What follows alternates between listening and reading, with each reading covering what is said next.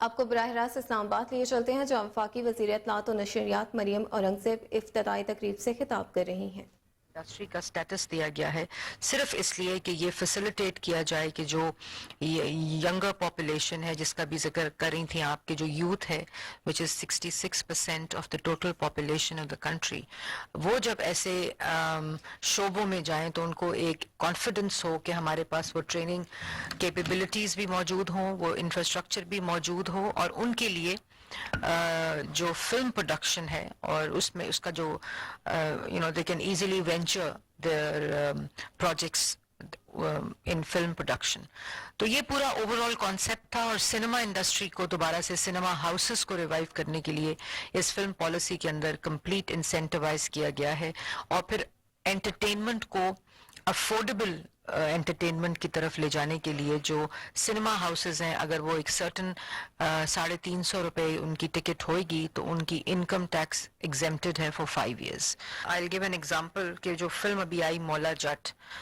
جس نے بہت بزنس کیا، بڑی سکسیسفل فلم تھی پاکستان کی، بڑی جس نیریٹو کی میں بات کر رہی ہوں کہ پاکستان پہلی دفعہ اتنا بزنس کیا، ابھی پچھلے 5-6 سال میں بہت سی ایسی موویز اور بھی آئی ہیں، انہوں نے بھی انٹرنیشنلی بہت بزنس کیا، اور اسکرین ٹورزم کے ذریعے پاکستان نے پینیٹریٹ کیا in overseas community and international community. So it is not just piecemeal intervention, یہ ایک اوور آل ویژن ہے کہ فلم انڈسٹری، اسکرین ٹورزم، پوری دنیا میں پاکستان کا بیانیہ،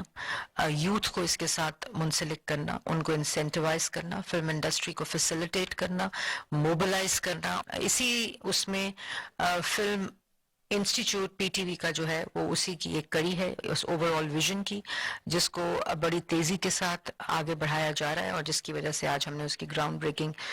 سیریمنی کی ہے۔ ایک بات میں ضرور کہوں گی، واکنگ تھرو دیز کوریڈورز،